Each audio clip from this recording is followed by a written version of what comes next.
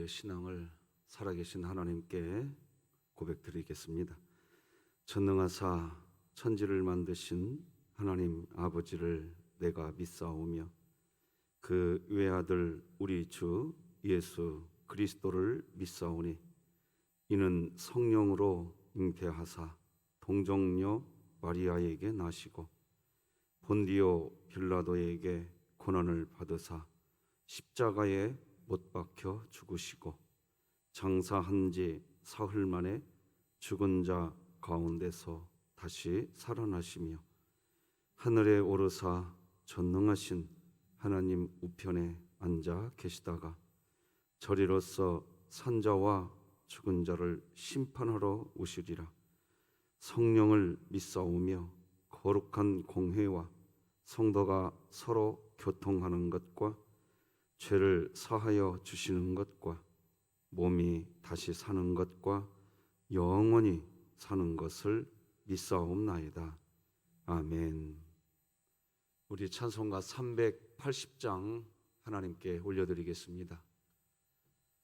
찬송가 380장 나의 생명 되신 주 하나님께 찬양드립니다.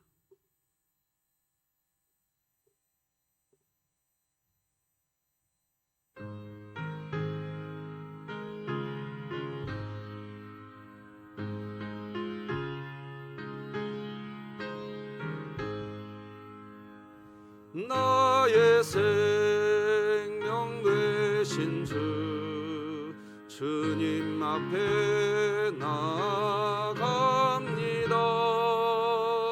주의 흘린 보혈로 정케하사 받아주소서. 날마다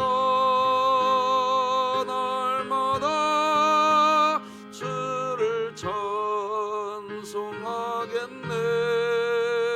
주의 사랑 줄로서 나를 굳게 잡아 베소서. 괴로운 세상 지낼 때 나를 인도하여 주소서. 주를 믿고 나가면 나의 길을 잃지 않겠네. 날마다 주를 찬송하겠네. 주의 사랑 줄로서 나를 굳게 잡아 베소서. 세상 살아갈 때에 주를 더욱 사랑합니다. 밝고 빛난 천국에 나의 영혼 들어가겠네. 아멘. 날마다 주를 찬송하겠네. 주의 사랑 줄로서 나를 굳게 잡아 베소서.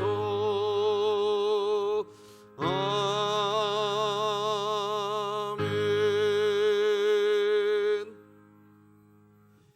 오늘 함께 나눌 하나님의 말씀은 구약성경 출애굽기 9장 말씀 되겠습니다.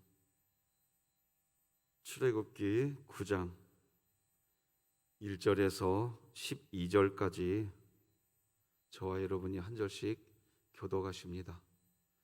출애굽기 9장 1절에서 12절까지입니다. 하나님의 말씀입니다. 여호와께서 모세에게 이르시되 바로에게 들어가서 그에게 이르라. 히브리 사람의 하나님 여호와께서 말씀하시기를 내 백성을 보내라. 그들이 나를 섬길 것이니라. 네가 만일 보내기를 거절하고 억지로 잡아두면 여호와의 손이 들에 있는 네 가축 곧 말과 나귀와 낙타와 소와 양에게 더하리니 심한 돌림병이 있을 것이며 여호와가 이스라엘의 가축과 애굽의 가축을 구별하리니 이스라엘 자손에게 속한 것은 하나도 죽지 아니하리라 하셨다 하라 하시고 여호와께서 기한을 정하여 이르시되 여호와가 내일 이 땅에서 이 일을 행하리라 하시더니 이튿날에 여호와께서 이 일을 행하시니 애굽의 모든 가축은 죽었으나 이스라엘 자손의 가축은 하나도 죽지 아니한지라. 바로가 사람을 보내어 본즉 이스라엘의 가축은 하나도 죽지 아니하였더라. 그러나 바로의 마음이 완강하여 백성을 보내지 아니하니라. 여호와께서 이르시되 너희는 화덕의 제 두 움큼을 가지고 모세가 바로의 목전에서 하늘을 향하여 날리라. 그 재가 애굽 온 땅의 티끌이 되어 애굽 온 땅의 사람과 짐승에게 붙어서 악성 종기가 생기리라. 그들이 화덕의 재를 가지고 바로 앞에 서서 모세가 하늘을 향하여 날리니 사람과 짐승에게 붙어 악성 종기가 생기고 요술사들도 악성 종기로 말미암아 모세 앞에 서지 못하니 악성 종기가 요술사들로부터 애굽 모든 사람에게 생겼음이라. 그러나 여호와께서 바로의 마음을 완악하게 하셨으므로 그들의 말을 듣지 아니하였으니 여호와께서 모세에게 말씀하심과 같더라. 아멘. 자, 성도 여러분, 참 감사합니다. 오늘도 함께 새벽을 깨워주셔서 참 하나님께서 많이 기뻐할 줄 믿습니다. 오늘도 선포합시다. 같이 선포합니다. 시작. 하나님의 말씀이 나를 신방하게 하라. 이 또한 지나가리라. 아멘. 자, 시편 말씀 시작. 내 영혼아 네가 어찌하여 낙심하며 어찌하여 내 속에서 불안해하는가. 너는 하나님께 소망을 두라. 그가 나타나 도우심으로 말미암아 내가 여전히 찬송하리로다. 아멘. 오늘도 3분 기도 사역과 함께 우리 하나님과 함께 호흡하는 은혜의 날 되시기를 바랍니다. 오늘은 위대한 하나님의 사랑, 이런 제목으로 하나님 말씀 나누겠습니다. 신앙생활을 오랫동안 하신 분들이라고 하면 아마 이제는 부정할 수 없는 게 있습니다. 그것은 자신이 선줄로 생각하는 자는 넘어질까 조심하라고 하는 이 주님의 말씀. 하나님께서는 고린도 교회에 그런 말씀을 하셨습니다. 고린도전서 10장 12절 보니까 그런즉 선줄로 생각하는 자는 넘어질까 조심하라. 신앙생활 오래 하신 분들은 이제 이게 얼마나 귀중한 말인지 이제는 아십니다. 선줄로 생각할 때 그때가 가장 위험할 때입니다. 여러분, 왜 하나님은 예배소 교회도 아니고 갈라디아 교회도 아니고, 그러니까 예배소 교회나 갈라디아 교회에 그 교회에도 편지를 쓰셨습니다.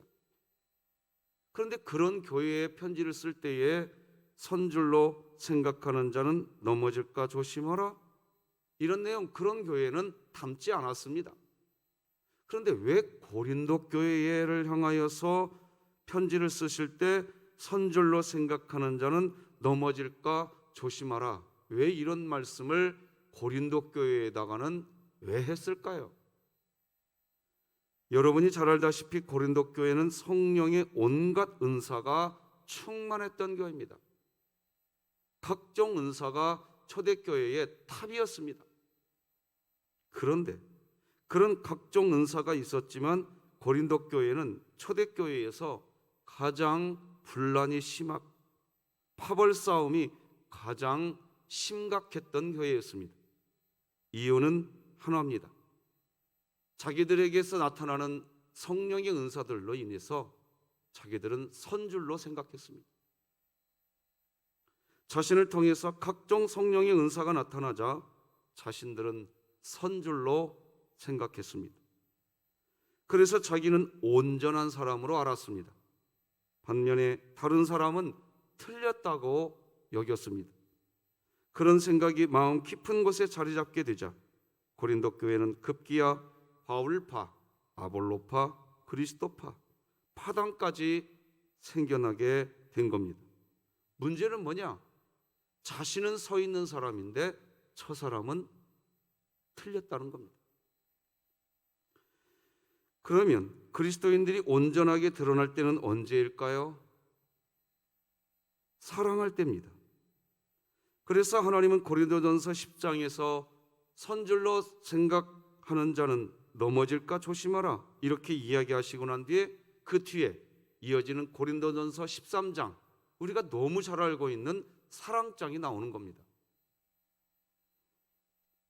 사랑은 성화의 구원을 신앙의 목적으로 삼고서 예수님의 인격, 예수님의 성품을 닮아가기 위한 그것을 하나님의 뜻으로 받고, 그리고 하나님을 믿는 그리스도인들에게 나타나는 예수님의 모습입니다. 그게 사랑입니다. 사랑이 없다면 선줄로 생각하지만 서 있는 게 아닙니다. 심지어 성령의 은사가 자신을 통하여서 나타난다고 해도, 그렇다고 해도 서 있는 게 아닙니다. 그런데 신앙생활에서 가장 힘들고 어려운 부분이 바로 이 부분입니다. 은사는 나타나는데 사랑하지 않습니다. 두 가지 방향으로 나타납니다. 자기에게 은사가 있고 자기가 진짜 하나님의 일을 열심히 한다고 하는 사람은 첫째로 다른 사람이 틀렸다고 공격적으로 나타나든가, 아니면 자기는 하나님 앞에 하나님의 뜻을 이루는 삶을 살아가는데 다른 사람들이 틀렸기 때문에 그 사람들과 상대를 안 해버립니다. 두 가지로 나타납니다. 철저한 자기 교만입니다. 자기는 하나님의 일을 열심히 하고 있다고 선줄로 생각하지만 그렇지 않습니다. 은사는 나타나는데 사랑이 나타나지 않습니다. 그래서 자기가 받은 그 은사만큼 헌신은 합니다. 그런데 헌신한 만큼 고린도 교회의 파벌 싸움과 같은 모습 나타납니다. 아주 힘든 일입니다. 그렇게 보면, 어떻게 보면 그리스도인들에게 매우 힘든 일입니다. 그런데 신앙의 성장이 뭘까요? 여러분, 그런 과정을 겪는 것이 또 신앙생활입니다. 추억 같은 사랑의 열매를 누가 맺어가느냐? 사실은 또 그런 과정을 겪어내는 분이 맺습니다. 하나님이 원하시는 것은 사랑이고 예수님의 인격을 닮아가는 것인데, 자신에게 성령의 은사가 나타난다는 이유로 그것 때문에 목이 뻣뻣해지고, 또 그런 태도 때문에 함께하는 지체를 동역자로 여기질 않습니다. 언제나 판단의 대상일 뿐입니다. 이런 마음이 있을 때 공동체 멤버들 모두에게 큰 고통입니다. 그런데 그런 고통의 시간을 지나는 게 또 연약한 우리들의 모습에 있어서 또 정상입니다. 왜요? 승리하는 삶을 살기가 쉽지 않기 때문이고, 또 그런 삶이 있어야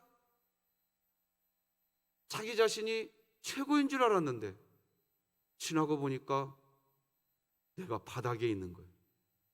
그때 깨닫게 되는 거예요. 겸손을. 그때 깨닫게 된 겸손은 자기 가슴에 새겨집니다. 과정이죠. 나는 연약한 존재구나. 그때 알게 됩니다. 하나님의 은혜가 필요하구나.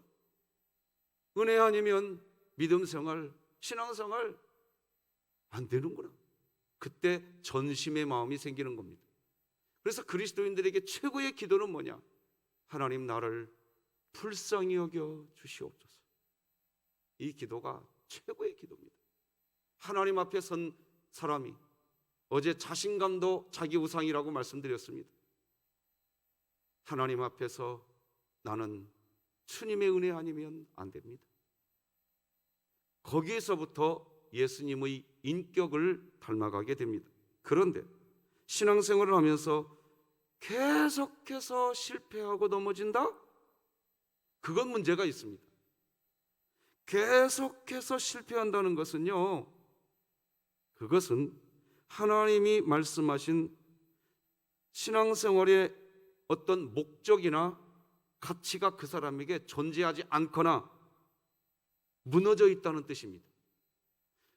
무너져 있다는 거예요. 자신의 성화, 예수님의 인격, 성품을 닮아가는 것이 그 사람에게 신앙생활의 목적이 아니기 때문입니다. 어떤 일이 목적이 되면 안 됩니다. 자신의 형통한 삶, 성공적인 삶이 신앙생활의 목적이 되면 안 됩니다. 그것은 샤머니즘 주술행위와 똑같은 태도입니다. 심지어 여러분 오해 없이 잘 들으세요. 교회 성장이 목적이 되면 안 됩니다. 하나님의 일은 잘 되는 것이 하나님의 일이 아닙니다. 하나님께 영광이 드러나는 게 하나님의 일인 줄 믿으시기 바랍니다. 선교와 전도 자체가 목적이 되어서도 안 됩니다. 신앙생활의 목적은 내 자신을 스스로 복종시켜서, 그래서 내 자신이 예수님을 바라보면서, 그러면서 예수님의 인격을 닮아가는 것, 그게 신앙생활의 목적입니다. 성화입니다. 선교사로, 전도자로 헌신했다고 하고 선교지로 가지만 예수님을 닮아가려고 하는 그 목적이 분명하지 않으면 선교지에 가서 하나님의 일 하는 게 아니라 온통 자기 일 합니다. 우리는 알아야 됩니다. 목사도 마찬가지고 우리 모두가 다 마찬가지입니다. 선교사가 되었으니까 하나님의 일을 한다? 아니.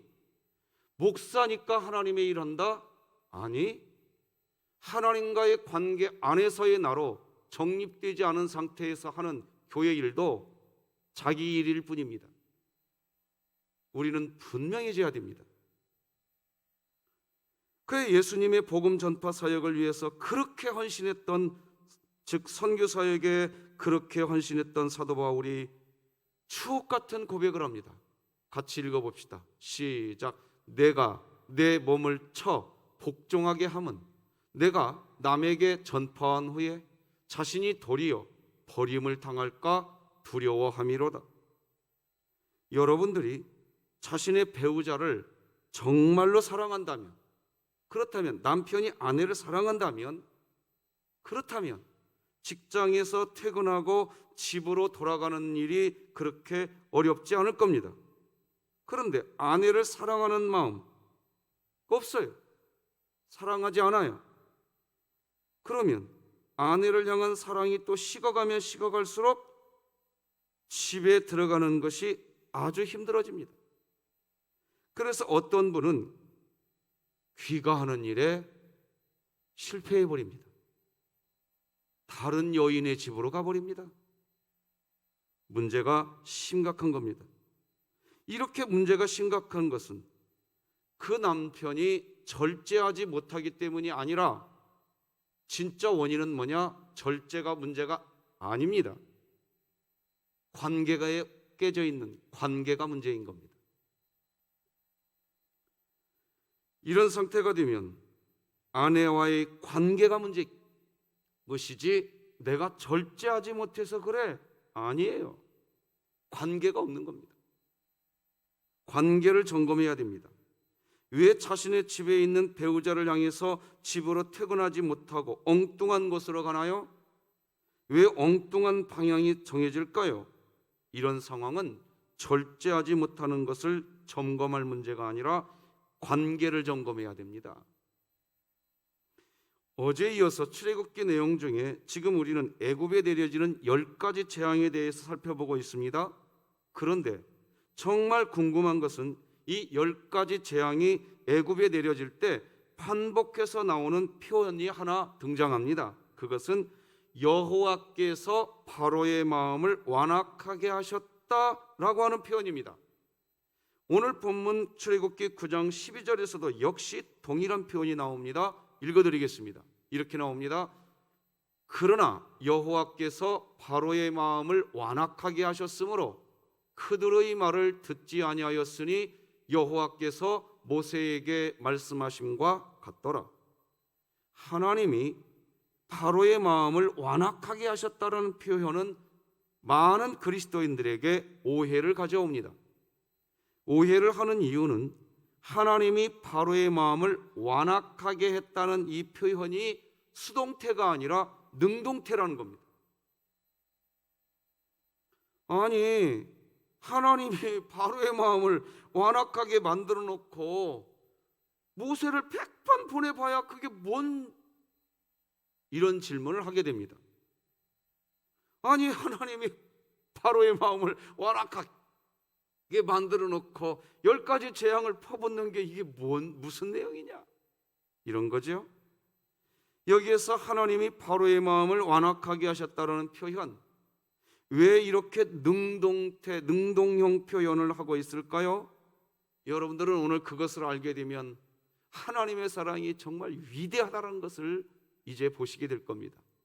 자, 잘 경청해 봅시다. 자, 일단 기억하셔야 할 게, 지금 애고방 바로가 모세를 통하여서 하나님의 명령을 받고서도 이스라엘 백성을 노예 생활에서 풀어주지 않고 있는 것은 바로 왕의 마음을 하나님 앞에서, 바로 왕의 마음이 하나님 앞에서 절제하지 못하기 때문이 아니에요. 하나님과의 관계 자체가 바로 왕에게는 없기 때문입니다. 하나님과 아무런 관계가 맺어져 있지 않기에 바로 왕은 그냥 자신이 하고 싶은 대로 하는 겁니다. 자, 그런데 하나님께서는 왜 출애굽기서를 기록하실 때 지금 바로는 하나님과의 관계가 없기 때문에 자기가 하고 싶은 대로 하는 건데, 왜 그것을 하나님은 여호와께서 바로의 마음을 완악하게 하셨다, 왜 이런 식으로 표현하고 또 성경에 기록하고 있을까요? 관계 때문입니다. 관계라는 것은 상호 보완적입니다. 나 혼자 잘하는 게 아니에요. 서로 잘해야 관계가 되어지는 겁니다. 양쪽 다 잘해야 됩니다.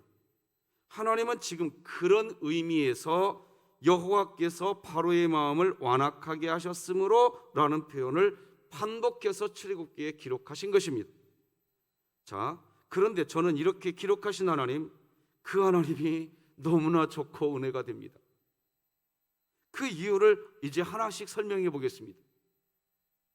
하나님은 지금도 온 인류를 통해 하나님 자신이 남녀노소를 불문하고 모든 사람을 향해서 하나님은 지금도 하나님이 살아계신 분이라는 것을 지금도 우리에게 알려주고 계시는 분이십니다.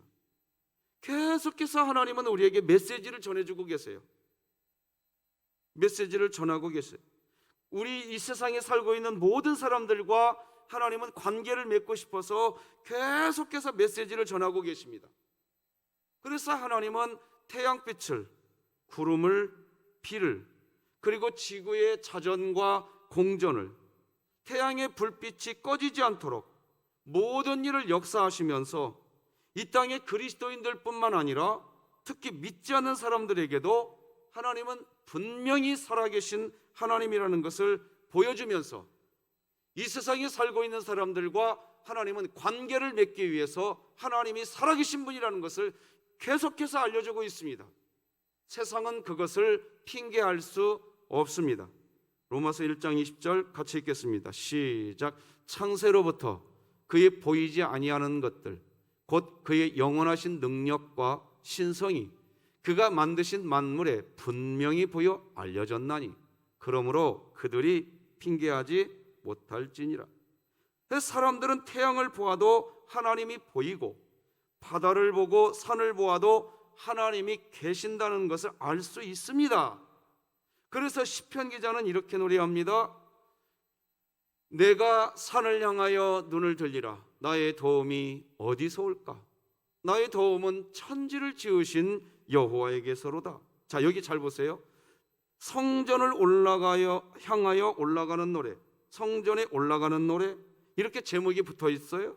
그러니까 지금 이 시인이 말이에요, 예배당을 향해서 예배드리러 걸어가고 있는 중에 있습니다. 예배당을 향해서 지금 걸어가면서 산을 본 겁니다. 저 산을 보자. 그냥 느껴지는 거예요. 핑계할 수가 없어요. 나의 도움이 어디서 올까? 저 산을 한번 봐라. 하나님이 느껴지는 겁니다.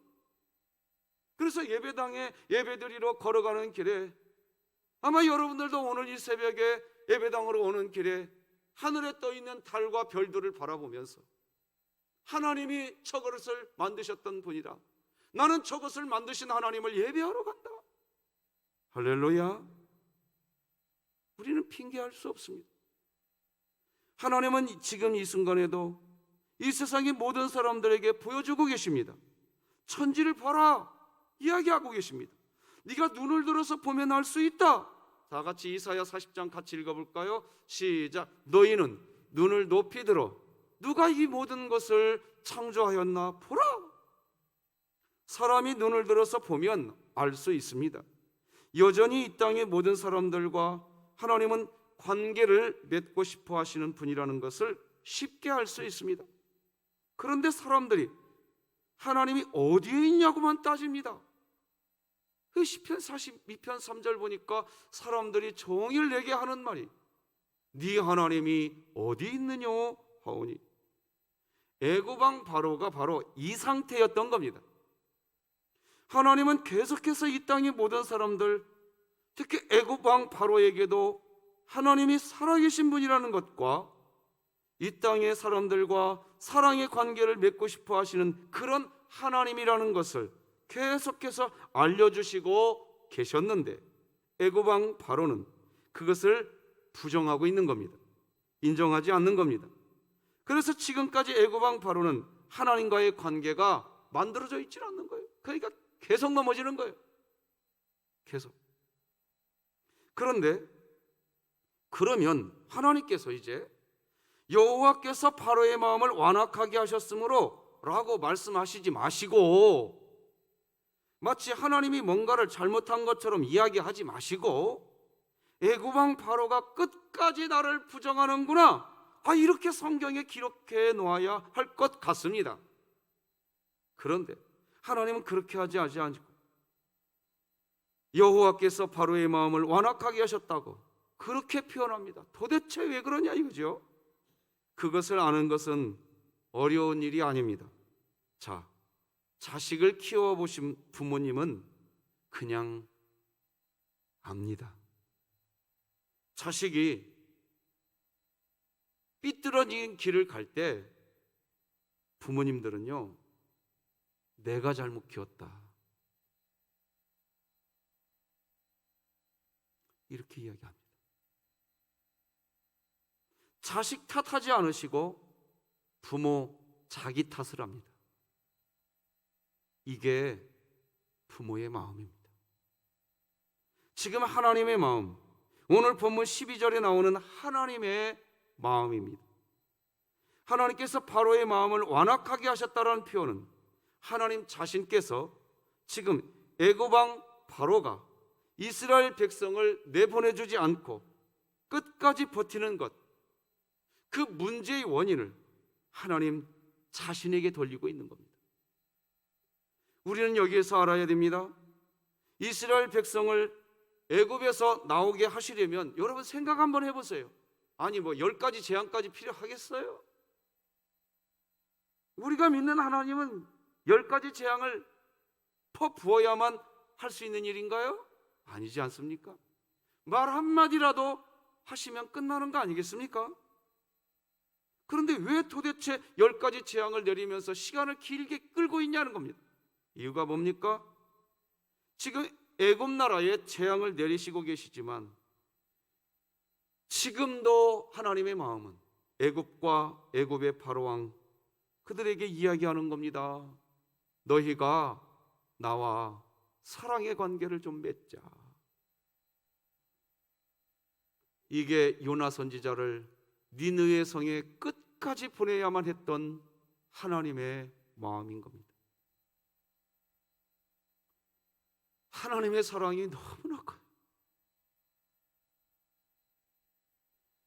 관계 맺자고 온갖 것을 다 보여주셔놓고도 핑계하지 못할 것이라고 하나님 자신께서 이야기해 놓으셨거든. 애굽왕 바로가 완악한 건 내 탓이다, 이러고 계신단 말이죠. 저는 이 본문을 묵상하다가 무릎을 치지 않을 수가 없습니다. 사랑하는 진흥교회 교우 여러분, 우리가 하나님을 믿는 기간이 1년이 되셨습니까? 아니면 10년 그 이상이십니까? 나의 어떠함으로 하나님 앞에 쓰려고 하지 마시고 끝까지 나를 붙들어주고 계시는 그 아버지의 그 사랑 때문이라고, 하나님의 은혜 때문이라고, 다 주님이 하셨다고 그렇게 선포하시고 자유하시기 바랍니다. 교회 안에서는 그냥 행복하시기 바랍니다. 뭐가 잘 됐네, 안 됐네, 이건 주인의 몫입니다. 주인이 하실 겁니다. 우리가 할 일은 그냥 하나님 사랑, 사람 사랑입시다. 말씀 맺겠습니다. 어떤 충성스럽게 헌신하는 성도님은 이런 말을 합니다. 하나님을 믿기에 절제하는 삶을 살고 싶은데 안 된다고, 계속해서 실패한다 라고 고백합니다. 그런데 만약 정말 절제하는 일이 안 되고 정말 계속해서 실패하고 있다면 그것은 절제가 안 되는 것, 그것이 문제가 아닙니다. 하나님과의 관계가 무너져 있는 겁니다. 왜 하나님과의 관계가 무너질까요? 신앙생활의 목적이 흐려져 있거나 잘못되어 있기 때문입니다. 본인은 충성스럽게 헌신했다고 하지만 하나님은 헌신 그 자체를 요구하는 게 아닙니다. 그 직업, 그 직분을 통해서 하나님과 더 깊은 사랑의 관계를 맺자고 하시는 겁니다. 하나님과의 더 깊은 관계는 우리가 예수님의 인격, 성품을 닮아가는 성화, 즉 거룩함인 것입니다. 하나님은 그렇게 이 세상의 모든 사람들에게 요청하시고 계십니다. 사람들은 눈을 들어서 산을 보아도 하나님이 살아계신 것을 바로 알 수 있도록 해 놓으셨습니다. 이것은 애굽왕 바로에게도 마찬가지입니다. 그런데 바로 왕은 하나님과의 관계를 맺지 못하였습니다. 그렇게 끝까지 자기 뜻대로 합니다. 자기 자아만 중요합니다. 자기 자아를 내려놓지 못합니다. 안타까운 일입니다. 그런데 놀라운 것은 그런 바로왕을 보시면서 하나님은 마치 부모님들이 내가 자식 잘못 키웠어 라고 하시듯 여호와께서 바로의 마음을 완악하게 하셨으므로 라고 표현하십니다. 우리는 이 부분에서 하나님의 사랑이 얼마나 크고 위대한지 알아야 합니다. 사랑하는 성도 여러분, 오늘 하나님의 사랑이 이미 우리에게 주어졌기에 하나님과 관계 맺을 수 있는 기도의 시간을 주신 줄 믿습니다. 그 하나님의 사랑을 그냥 누리시기 바랍니다. 그래서 코로나19가 터지기 전에 우리 교회는 주일 오후 예배 시간에 선포하였어. 뭐라고 선포했냐? 하나님 나라 그냥 누리시라고. 뭘 잘 하려고 하지 마시고 그냥 누리시라고 했습니다. 여전히 하나님이 우리를 사랑하고 계십니까? 그 하나님 안에서 오늘 회사에 어떤 어려움이 있으십니까? 가정에 어떤 어려움이 있으십니까? 여전히 나를 사랑하고 계시는 그 하나님 믿고 돌아가시기 바랍니다. 그래서 그 안에서 하나님의 체온을 느끼십시오.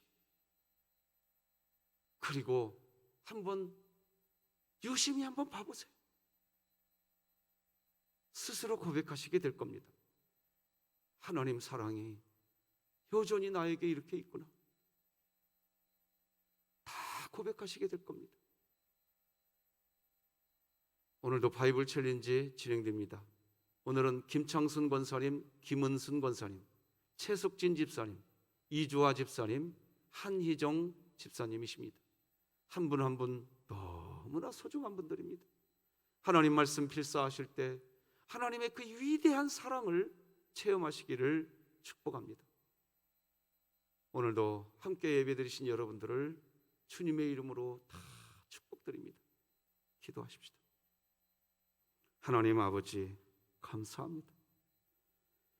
우리의 어떠함을 다 아시면서도 우리의 어떠한 마음이 있는지 어떠한 행동을 했는지 다 아시면서도 지금도 우리를 버리지 아니하시고 하나님의 사랑 어떤 이유로도 끊어지지 않게 하나님 스스로 막으시면서 오늘도 우리를 이끄시고 계시는 줄 믿습니다. 하나님 그 믿음 안에서 그 사랑 안에서 하나님 사랑, 사람 사랑, 예수님의 성품을 닮아가는 오늘 저희들의 발걸음이 되게 하여 주시옵소서. 때로는 이 세상의 일이 잘 되어도 형통해도 겸손한 주님을 배우게 하시고, 때로는 계획했던 일이 어그러지고 잘못되어도 끝까지 인내하셨던 예수님의 마음을 배우게 하여 주시옵소서. 오늘 하루 24시간이 다 지나고 난 뒤 우리 가슴에 남는 것은 예수 그리스도가 남게 하여 주시옵소서. 김창순 권사님, 김은순 권사님, 최숙진 집사님, 이주아 집사님, 한희정 집사님, 오늘 하나님 말씀 필사하실 때 이런 놀라운 은혜 안에 있게 하여 주시옵소서. 예수님의 이름으로 기도드립니다. 아멘. 하늘에 계신 우리 아버지여, 이름이 거룩히 여김을 받으시오며 나라가 임하시오며 뜻이 하늘에서 이루어진 것 같이 땅에서도 이루어지이다.